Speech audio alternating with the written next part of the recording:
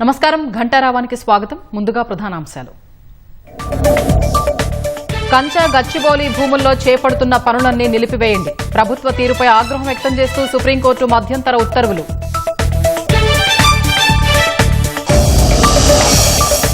Supreme ఆదేశాల మేరకు ప్రభుత్వం నడుచుకోవాలన్న విపక్షాలు. కోర్టు ఉత్తర్వులపై హర్షం వ్యక్తం చేసిన విద్యార్థి లోకం.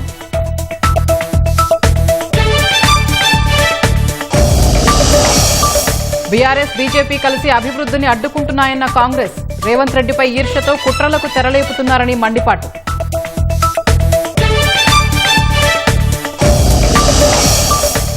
పార్టీ మారిన ఎమ్మెల్యేల వ్యవహారంపై తీర్పు రిజర్వు చేసిన సుప్రీం. ఉప ఎన్నికలపై అసెంబ్లీలో సీఎం ప్రకటనపై ధర్మాసనం ఆగ్రహం.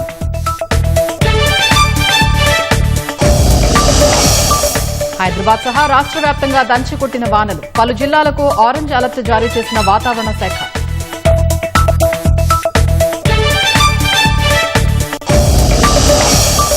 వక్ఫ్ చట్ట సవరణ ముస్లింలకు వ్యతిరేకం కాదన్న కేంద్రం. దేశాన్ని విభజించేందుకే బిల్లు తెచ్చారని విపక్షాల ఆరోపణ.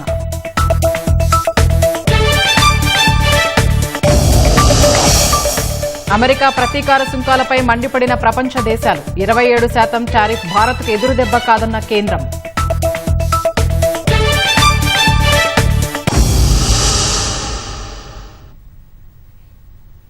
కంచ గచ్చిబౌలి భూముల్లో ఎలాంటి కార్యకలాపాలు చేపట్టరాదని సుప్రీంకోర్టు తెలంగాణ ప్రభుత్వాన్ని ఆదేశించింది. ఈ భూముల్లో ఎలాంటి నిర్మాణ ఇతర పనులు కొనసాగించరాదని స్పష్టం చేసింది. ఈ కేసులో ప్రభుత్వ ప్రధాన కార్యదర్శిని ప్రతివాదిగా చేర్చిన కోర్టు అత్యవసరంగా పనులు చేయాల్సిన అవసరం ఏమొచ్చిందని ప్రశ్నించింది. సమగ్ర వివరాలతో అఫిడవిట్ దాఖలు చేయాలని ఆదేశించిన కోర్టు ఉల్లంఘనలు జరిగితే సీఎస్ వ్యక్తిగత బాధ్యత వహించాలని తేల్చిచెప్పింది.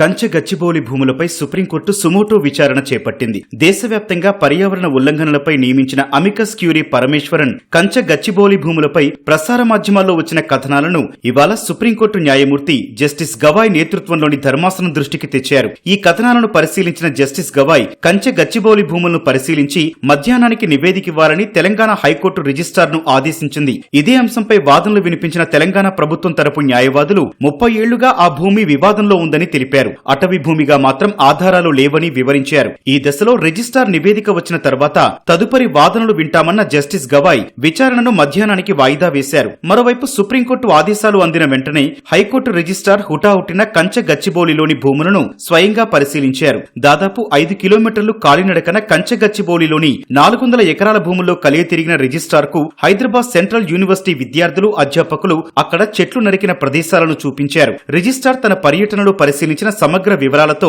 సుప్రీంకోర్టు నిర్దేశించిన సమయానికి నివేదికను సమర్పించారు. హైకోర్టు రిజిస్ట్రార్ పంపిన మధ్యంతర నివేదికను పరిశీలించిన జస్టిస్ గవాయ్ అందులోని ఫోటోలు చూస్తే కంచె గచ్చిబౌలిలోని 400 ఎకరాల్లో జరిగిన విధ్వంసం అర్థమవుతోందని వ్యాఖ్యానించారు. వందల యంత్రాలను మోహరించాల్సిన అవసరమేంటని ప్రశ్నించిన జస్టిస్ గవాయ్ కేవలం 3 రోజుల్లో 100 ఎకరాల్లో చెట్లు కొట్టివేయడమంటే చిన్న విషయం కాదన్నారు. ఇందుకు అనుమతి తీసుకున్నారా అని ప్రశ్నించిన జస్టిస్ గవాయ్ చట్టాన్ని చేతుల్లోకి ఎలా తీసుకుంటారని నిలదీశారు. ఓవైపు తీవ్ర అభ్యంతరాలు వ్యక్తమవుతుంటే అత్యవసరంగా కార్యకలాపాలు చేపట్టాల్సిన అవసరమేంటని ప్రశ్నించారు. ఈ కేసులో తెలంగాణ ప్రభుత్వ ప్రధాన కార్యదర్శిని ప్రతివాదిగా చేర్చిన ధర్మాసనం అన్ని వివరాలతో అఫిడవిట్ దాఖలు చేయాలని ఆదేశించింది. తదుపరి ఆదేశాలిచ్చే వరకు కంచె గచ్చిబౌలి భూముల్లో ఎలాంటి చర్యలు చేపట్టవద్దని ఆదేశించారు. ఈ ఉత్తర్వులను ఉల్లంఘిస్తే సీఎస్ వ్యక్తిగత బాధ్యత వహించాలని మధ్యంతర ఆదేశాలు జారీ చేశారు. తదుపరి విచారణను ఈ నెల 16కు వాయిదా వేశారు.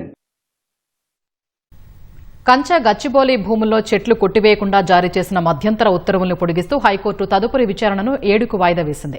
ప్రతివాదులకు నోటీసులు జారీ చేస్తూ కౌంటర్ దాఖలు చేయాల్సిందిగా హైకోర్టు ఆదేశించింది. కంచ గచ్చిబౌలి భూముల్ని టీజీఐఏసీకి అప్పగిస్తూ ప్రభుత్వం జారీ చేసిన జీవోను కొట్టివేయాలని, ఆ ప్రాంతంలో జాతీయ ఉద్యానవనం ఏర్పాటు చేయాలని దాఖలైన ప్రజా ప్రయోజన వ్యాజ్యాలపై సీజే ధర్మాసనం మరోసారి విచారణ చేపట్టింది. పిటిషనర్ల తరపున సీనియర్ న్యాయవాదులు నిరంజన్ రెడ్డి, వసుధా నాగరాజు వాదన వినిపించారు. ప్రజా ప్రయోజన వ్యాజ్యాల్లో మరో 2 ఇంప్లీడ్ పిటిషన్లు దాఖలు చేశారు. వాటిని ఈ నెల 7న వింటామని హైకోర్టు తెలిపింది. అప్పటి వరకు యథాతథ స్థితి కొనసాగించాలని ప్రభుత్వాన్ని ఆదేశించింది. ప్రభుత్వ చర్యల్ని నిరసిస్తూ హెచ్యూ విద్యార్థులు చేపట్టిన ర్యాలీలో పోలీసులు లాఠీచార్జ్ చేశారంటూ విద్యార్థుల తరపు న్యాయవాది కోర్టు దృష్టికి తీసుకొచ్చారు. ఆ విషయానికి సంబంధించి హైకోర్టు ప్రభుత్వానికి నోటీసులు జారీ చేసింది.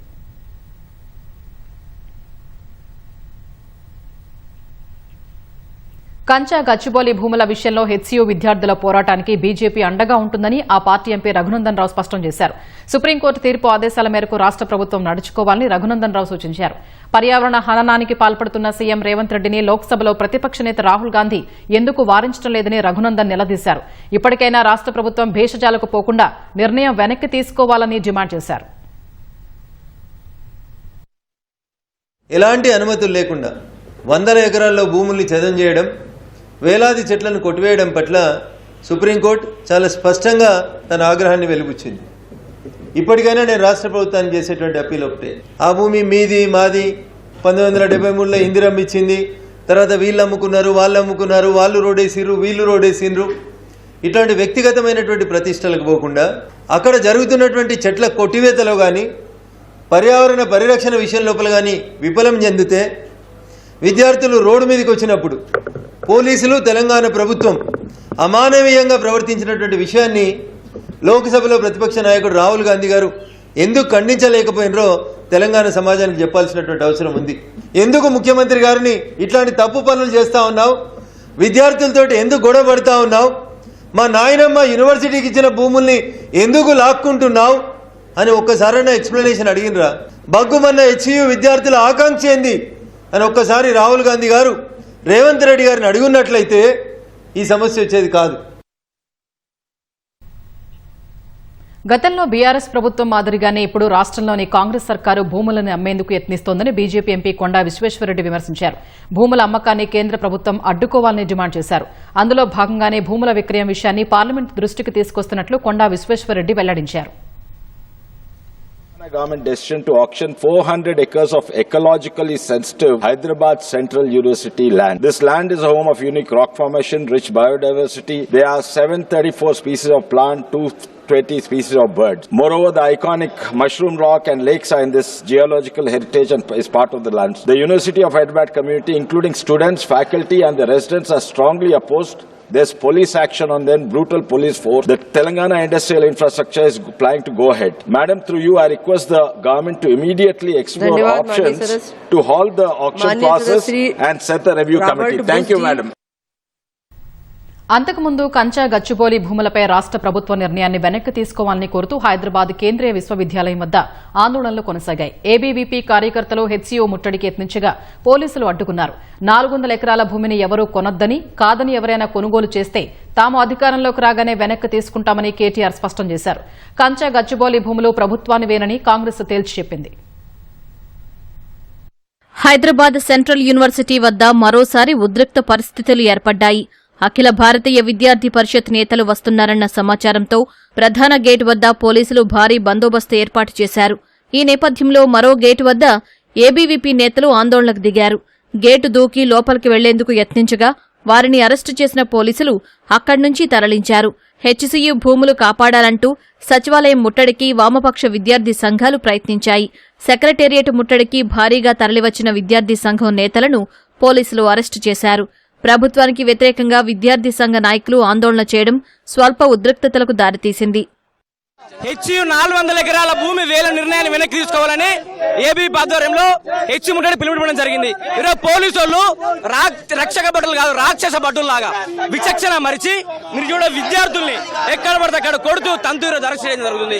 అయ్యా భట్టి విక్రమార్క, అయ్యా శ్రీధర్ బాబు గారు, మీరు చదువుకున్న యూనివర్సిటీ భూమి ఈ రోజు కబ్జా చేస్తుంటే మీరు ఏడమన్నారయ్యా, వెంటనే నిర్ణయాన్ని వెనక్కి తీసుకోవాలి. It's a lung space of Hyderabad city. ఇలాంటి యూనివర్సిటీలో ఉన్న ఇలాంటి అడవిని ధ్వంసం చేస్తే ఆల్రెడీ ఒక నోటీస్ వచ్చింది. ఇలాంటి 400 ఎకరాలు ధ్వంసం చేస్తే, ఇలాంటి అడవిని ధ్వంసం చేస్తే ఉష్ణోగ్రతలు అనేవి 3 నుంచి 4% పెరుగుతాయని చెప్పేసి, ఇలాంటిది ముప్పా కాదా అని చెప్పేసి రేవంత్ రెడ్డికి అడుగుతా ఉన్నాం. వాళ్ళకి అక్కడ ఉన్నటువంటి జంతువులు కనిపించట్లేదా అని చెప్పి ఏబీ పెడుతుంది, అక్కడ ఉన్నటువంటి పక్షులు కనిపించట్లేదా అని ఏబీ పెడుతుంది. ఈ రోజు ఏదైతే రేవంత్ రెడ్డి తెలంగాణ రాష్ట్ర ప్రభుత్వం ఒక ముఖ్యమంత్రి అయితే అంత మొండితనం చూపించడానికి కారణమైంది అని చెప్పి అఖిల భారతీయ విద్యార్థి పరిషత్ ప్రశ్నిస్తుంది. ఇక్కడ ఉన్నటువంటి 400 ఎకరాలలో మెడిసిన్ సంబంధించిన ప్లాంట్ సంబంధించిన మెడిసిన్ సంబంధించిన చాలా వరకు వ్యాధులు నయం చేసే ప్లాంట్స్ ఇక్కడ ఎస్టాబ్లిష్మెంట్ చేశారు చాలా మంది ప్రొఫెసర్ల వరకు. మేము అడిగేది అదే. ఇప్పుడు హైడ్రా పేరుతోటి ఎక్కడ పడితే అక్కడ ఇల్లు కూలగొట్టారు. ఇప్పుడు అందులో ఉన్నది నదే కదా. కాంగ్రెస్ ప్రభుత్వం ముఖ్యమంత్రి రేవంత్ రెడ్డి మాటలు విని కంచగచ్చిబౌలిలోని 400 ఎకరాల భూమిని ఎవరూ కొనొద్దని బీఆర్ఎస్ కార్యనిర్వాహక అధ్యక్షుడు కేటీఆర్ సూచించారు. అలా కొనుగోలు చేస్తే మళ్లీ బీఆర్ఎస్ అధికారానికి వచ్చిన తర్వాత వెనక్కి ఇవ్వాల్సి వస్తుందని తేల్చి చెప్పారు. 400 ఎకరాల్లో రాష్ట్రంలో అతిపెద్ద ఏకో పార్కుగా తీర్చిదిద్దుతామని కేటీఆర్ వివరించారు. ఆ భూముల అమ్మకాన్ని ఆపకపోతే హైదరాబాద్ ప్రజలు పార్టీ ప్రజా ప్రతినిధులతో కలిసి హెచ్సీయూకు వెళతామని చెప్పారు. రాహుల్ గాంధీ ఈ విషయంలో ఎందుకు మౌనం వహిస్తున్నారని కేటీఆర్ ప్రశ్నించారు. 10 రోజులుగా ఇంత పెద్ద పోరాటం జరుగుతుంటే ప్రజాస్వామిక లక్షణాలున్న ప్రభుత్వం అయితే వారిని పిలవాలి, మాట్లాడాలి, వారి ఆందోళనలను విరమింపజేసే ఆలోచన చేయాలి. కానీ ఈ ప్రభుత్వ వైఖరి ఎట్లా ఉంది? అక్కడ జింకలు లేవు, గుంటనక్కలున్నాయని స్వయంగా ముఖ్యమంత్రి గారు మాట్లాడుతున్నారు. ఇంకొక మంత్రి గారు అయితే పేమెంట్ బ్యాచ్ అని చెప్పి విద్యార్థులను అల్పంగా చూపే విధంగా నోరు బారేసుకుంటారు. ఉప ముఖ్యమంత్రి గారు అక్కడ జంతువులే లేవు, అదంతా ఏఐ జనరేట్ ఇమేజెస్ అని తన కృత్రిమ మేధస్సును ఆయన బయట పెట్టుకున్నాడు. We have taken a decision as a party. మా పార్టీ తరఫున మేము మాటిస్తున్నాం, 3 ఏళ్లలో మేము ఖచ్చితంగా మళ్ళీ ప్రభుత్వంలోకి వస్తున్నాం. ప్రభుత్వంలోకి వచ్చిన తర్వాత ఆ 400 ఎకరాలని అతి పెద్ద ఈకో పార్క్ గా ఏర్పాటు చేస్తాము. ఇప్పుడే నేను స్పష్టంగా చెప్తా ఉన్నా, ఎవరైనా రేవంత్ రెడ్డి విసిరే బిస్కెట్ల కాశపడి ఆ ల్యాండ్ 1 ఇంచ్ ఎవరన్నా కొనుక్కున్నా ఖచ్చితంగా ప్రతి ఇంచు తిరిగి వెనక్కి తీసుకుంటాము. ఒక అద్భుతమైన ఈకో పార్కును హైదరాబాద్ ప్రజలకి గిఫ్ట్ గా అందిస్తాము. రేవంత్ సర్కారు భూములు అమ్మి పాలన సాగించాలని చూస్తోందని మాజీ మంత్రి హరీష్ రావు మండిపడ్డారు. ఇంతసేపు ఏ భూములు అమ్ముకుందామా, ఏ భూములు లూటీ చేద్దామా, ఇది తప్ప రేవంత్ రెడ్డికి ఇంకో పని లేదు. ఆడ అగ్రికల్చర్ యూనివర్సిటీలో 100 ఎకరాలు గుంజుకున్నాడు. ఇవాళ ఇప్పుడు మళ్ళా 400 ఎకరాలు హైదరాబాద్ సెంట్రల్ యూనివర్సిటీలో గుంజుకొని దాన్ని అమ్ముకుంటాడట. ఇలా భూములు అమ్ముకోవడానికే నువ్వు ముఖ్యమంత్రి అయినవా? అదేనా నువ్వు చేసే పని? నువ్వు పేదలకు ఇచ్చిన మాటలేమైనాయి? పేదలకిచ్చిన హామీలేమైనాయి? ప్రతిపక్షాలు కావాలనే కంచె గచ్చిబౌలి భూములపై ప్రభుత్వాన్ని బద్నాం చేస్తున్నాయని కాంగ్రెస్ ఆక్షేపించింది. కంచె గచ్చిబౌలి భూములు రాష్ట్ర ప్రభుత్వ భూములే అన్న పీసీసీ అధ్యక్షుడు మహేష్ కుమార్ గౌడ్ హెచ్సీయూ భూములని అసత్య ప్రచారం చేస్తున్నారని ఆరోపించారు. హైదరాబాద్ పరిసర భూములను కాజేసిన ఘనత కేసీఆర్ కుటుంబానికే దక్కుతుందన్నారు. హెచ్సీయూలో అన్యాక్రాంత భూములపై సమగ్ర విచారణ జరపాలని డిమాండ్ చేశారు. హైదరాబాద్ సెంట్రల్ యూనివర్సిటీ భూముల వేలాన్ని నిలిపివేయాలంటూ ఖమ్మంలో మంత్రి పొంగులేటి శ్రీనివాసరెడ్డి క్యాంపు కార్యాలయ ముట్టడికి విద్యార్థి సంఘాలు ప్రయత్నించాయి. అప్రమత్తమైన పోలీసులు వారిని అడ్డుకుని ఠాణాకి తరలించారు. ఎమ్మెల్యేలు పార్టీ మారిన వ్యవహారంలో స్పీకర్కి కోర్టులు సూచనలు చేసే అంశంపై సుప్రీంకోర్టు తీర్పును రిజర్వ్ చేసింది. స్పీకర్ తగిన సమయంలో నిర్ణయం తీసుకోవాలన్న విషయంలో కోర్టులు జోక్యం చేసుకోవాలా లేదా అన్న అంశంపై జస్టిస్ గవాయ్ ధర్మాసనం సుదీర్ఘంగా వాదనలు వింది. అసెంబ్లీ కార్యదర్శి తరపున వాదనలు వినిపించిన అభిషేక్ మను సింఘ్వి స్పీకర్ నిర్ణయానికి కాలపరిమితి విధించే విషయంలో ఇప్పటివరకు ఎలాంటి తీర్పులు లేవని వాదించారు. వాదనల సందర్భంగా ఇటీవల అసెంబ్లీలో ఉప ఎన్నికలు రావంటూ రేవంత్ రెడ్డి చేసిన వ్యాఖ్యలు ప్రస్తావనకు రాగా కోర్టు ఆగ్రహం వ్యక్తం చేసింది. సీఎం మాటలు కోర్టు ధిక్కారం కింద తీసుకోవాల్సి వస్తుందన్న జస్టిస్ గవాయ్ తాము సంయమనం పాటిస్తున్నామని పేర్కొన్నారు. ఎమ్మెల్యేల పార్టీ మారిన వ్యవహారంలో బీఆర్ఎస్ ఎమ్మెల్యేలు కౌశిక్ రెడ్డి, కేటీఆర్లు దాఖలు చేసిన ఎమ్మెల్యేల అనర్హత పిటిషన్లపై సుప్రీంకోర్టులో వరుసగా 2వ రోజు వాదనలు జరిగాయి. ఈ వ్యవహారంలో స్పీకర్కు కోర్టులు ఆదేశాలు జారీ చేయొచ్చా లేదా అనే అంశంపై జస్టిస్ బీఆర్ గవాయ్ ధర్మాసనం సుదీర్ఘంగా వాదనలు వింది. అసెంబ్లీ కార్యదర్శి తరపున సీనియర్ న్యాయవాది అభిషేక్ మను సింఘ్వి వాదించారు. స్పీకర్ నిర్ణయానికి కాలపరిమితి విధించే విషయంలో ఇప్పటి వరకు ఎలాంటి తీర్పులు లేవని సింఘ్వి వాదించారు. రాణా కేసులో కోర్టు జోక్యం చేసుకుని అనర్హత విధించిందని జస్టిస్ గవాయ్ గుర్తు చేయగా, మణిపూర్ వ్యవహారం పూర్తిగా భిన్నమైందని, ఆ ఒక్క విషయాన్ని ప్రత్యేకంగా పరిగణించారని, రాణా కేసు ప్రస్తుత అంశానికి సరిపోదని సింఘ్వి వాదించారు. మీ దృష్టిలో రీజనబుల్ టైం అంటే ఏంటని సింఘ్విని ప్రశ్నించిన జస్టిస్ గవాయ్, న్యాయవాదులు ఇలాంటి కేసుల విషయంలో వ్యవహరించే విధానం చాలా ఇబ్బందికరంగా ఉందని వ్యాఖ్యానించారు.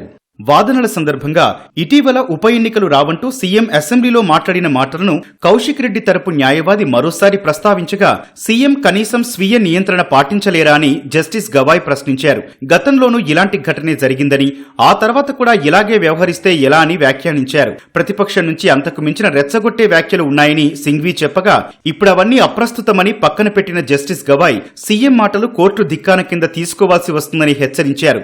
మేము సంయమనం పాటిస్తున్నామని, మిగతా 2 వ్యవస్థలు అదే గౌరవంతో ఉండాలని వ్యాఖ్యానించారు. స్పీకర్ కి ఫిర్యాదు చేసిన తర్వాత కోర్టు కేసులతో తీవ్ర స్థాయిలో ఒత్తిడి తీసుకురావాలని చూశారని సింఘ్వి పేర్కొనగా, సింగిల్ జడ్జి ఇచ్చిన సూచనలను సానుకూలంగా తీసుకుంటే కేసు ఇక్కడి వరకు వచ్చేది కాదని జస్టిస్ గవాయ్ పేర్కొన్నారు. సుప్రీంకోర్టులో పిటిషన్ విచారణకు వచ్చిన తర్వాతే నోటీసులు ఇచ్చారని గుర్తు చేశారు.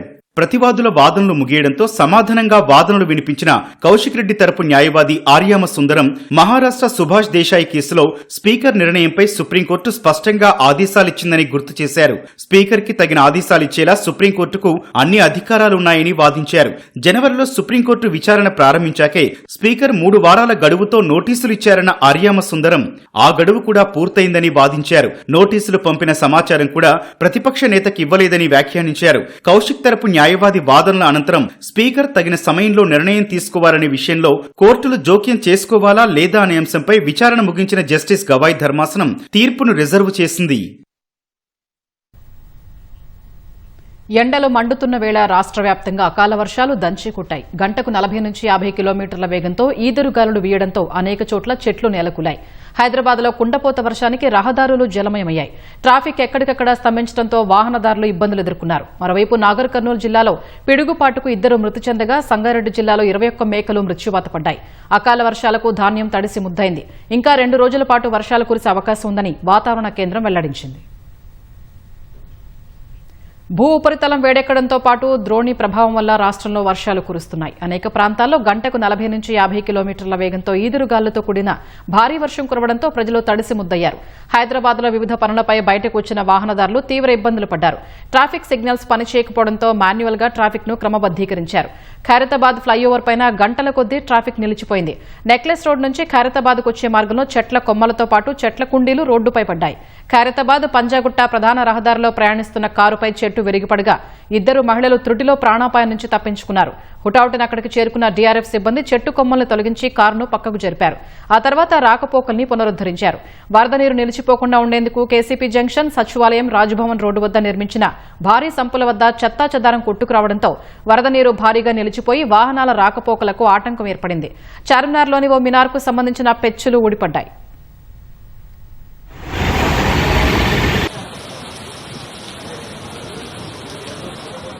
చాదర్ఘాట్ సహా పలు ఆర్ఓబీల వద్ద వరద నీరు చేరడంతో రాకపోకలు నిలిచిపోయాయి. చాదర్ఘాట్ వద్ద వరదలో చిక్కుకున్న వాహనాల్ని ట్రాఫిక్ పోలీసులు బయటకు తీశారు. తెలుగుతల్లి ఫ్లైఓవర్ వద్ద సచివాలయం ఎదురుగా వరద నీరు నిలిచిపోవడంతో చెరువును తలపించింది. సోమాజిగూడలో చెట్లు పడిన ప్రాంతాలను, నీరు నిలిచిన ప్రాంతాలను హైడ్రా కమిషనర్ రంగనాథ్ పరిశీలించారు. Saidabad state bank colony, Basheerbagh, necklace road, Musheerabad, assembly road, Banjara Hills తదితర ప్రాంతాల్లో రోడ్డుకు అడ్డంగా పడిన చెట్లను డీఆర్ఎఫ్ బృందాలు తొలగించాయి. ఓల్డ్ అల్వాల్, ఎల్బీనగర్, బేగంపేట్, మాదాపూర్, మెహదీపట్నంలోని ఎన్ఎంటీసీ వద్ద మోకాలి లోతు నిలిచిన వరద నీటిని డీఆర్ఎఫ్ బృందాలు తొలగించాయి. నల్లకుంట పద్మా కాలనీలో మురుగునీటి కాలువలు ఓవర్ఫ్లో అయి రోడ్లపై ప్రవహించడంతో స్థానికులు ఇబ్బందులు పడ్డారు. రామ్నగర్లో చెట్టు కూలి విద్యుత్ స్తంభంపై పడడంతో విద్యుత్ సరఫరా నిలిచిపోయింది. సికింద్రాబాద్ బోయినపల్లిలోని హర్షవర్ధన్ కాలనీలో ఇళ్లలోకి వర్షపు నీరు చేరింది. దిల్సుఖ్ నగర్, సైదాబాద్, సంతోష్ నగర్, చంపాపేట్, కర్మన్ ఘాట్, సరూర్ నగర్, కొత్తపేట, చైతన్యపురి పరిసర ప్రాంతాల్లో రోడ్లన్నీ జలమయమయ్యాయి.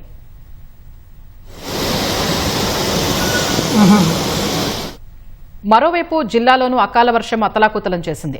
నాగర్ కర్నూలు జిల్లా కూడన్పల్లి సమీపంలో పిడుగుపాటుతో 2 మహిళలు మృతి చెందారు. మరికొందరికి గాయాలయ్యాయి. సంగారెడ్డి జిల్లా ఇస్రీతాబాద్లో పిడుగుపాటుకు 21 మేకలు చనిపోయాయి. తన జీవనోపాధిని కోల్పోయానని, ప్రభుత్వమే ఆదుకోవాలని రైతు లచ్చయ్య ఆవేదన వ్యక్తం చేశారు. ఆసిఫాబాద్, కామారెడ్డి జిల్లాల్లో వర్షం దంచికొట్టింది. పలుచోట్ల విద్యుత్ సరఫరా నిలిచిపోగా రహదారుల పక్కన ఆరబోసిన మొక్కజొన్న, ధాన్యం తడిసి ముద్దయ్యాయి. నిజామాబాద్ జిల్లాలోని ఇందల్వాయి, ధర్పల్లి, సిరికొండ, డిచ్పల్లి, మోపాల్ మండలాల్లో వరి ధాన్యం తడిసిపోయింది.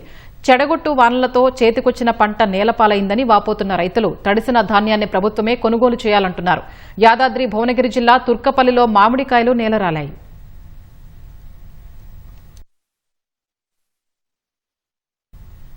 హైదరాబాద్లో నడుస్తున్న ఆటోకు త్రుటిలో ప్రమాదం తప్పింది. కర్మన్ ఘాట్లో ఓ గల్లీలో ప్రయాణికులతో వస్తున్న ఆటోపై అనూహ్యంగా నిర్మాణంలో ఉన్న ప్రహరీ గోడ కూలింది. ప్రమాద సమయంలో ఆటోలో 5 ప్రయాణిస్తుండగా 2కి తీవ్ర గాయాలు కాగా ఆసుపత్రికి తరలించారు.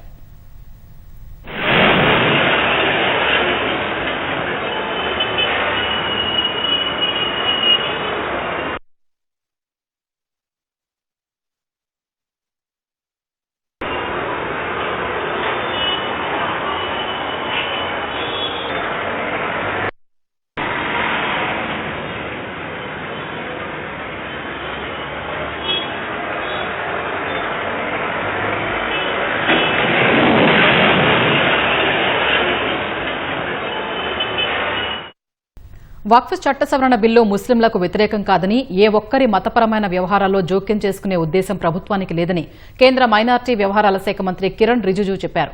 బుధవారం లోక్సభ ఆమోదం పొందిన వక్ఫ్ చట్ట సవరణ బిల్లును ఇవాళ రాజ్యసభలో కేంద్ర మంత్రి కిరణ్ రిజిజు ప్రవేశపెట్టి చర్చను ప్రారంభించారు.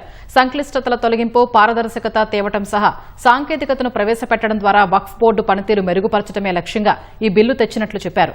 రక్షణ, రైల్వే శాఖల తర్వాత వక్ఫ్ బోర్డుకి అత్యధికంగా ఆస్తులు ఉన్నాయని కేంద్ర మంత్రి తెలిపారు. 2004లో 4.9 లక్షలుగా ఉన్న వక్ఫ్ ఆస్తులు 8.72 లక్షలకు పెరిగినట్లు ప్రకటించారు. అన్ని వర్గాలకు చెందిన ముస్లింలను వక్ఫ్ బోర్డులోకి తేవాలని భావిస్తున్నట్లు చెప్పారు. గత ప్రభుత్వాలు నెరవేర్చని లక్ష్యాల కోసమే ఈ బిల్లు తెచ్చినట్లు కిరణ్ రిజిజు తెలిపారు. ఈ బిల్లును సమర్థిస్తూ మాట్లాడిన జేపీ నడ్డా ప్రతిపక్షాలు చేస్తున్న అసత్య ప్రచారాన్ని ఖండిస్తున్నట్లు చెప్పారు.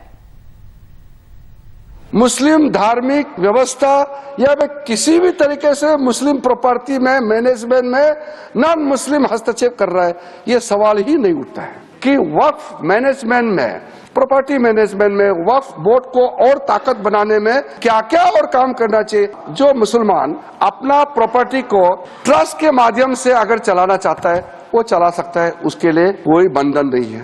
वक्फ बोर्ड जो है वक्फ प्रॉपर्टी को सही तरीके से चला रहा है कि नहीं, ये निगरानी करने के लिए वक्फ बोर्ड बनाया गया है. वो वक्फ प्रॉपर्टी को चलाने के लिए नहीं है. बेसिकली ट्रांसपेरेंसी को, अकाउंटेबिलिटी को, एफिशिएंसी को, तो ये तीन जो व्यवस्था है ये हमारा पूरा एक्सरसाइज जो है इस पे केंद्रित होता है.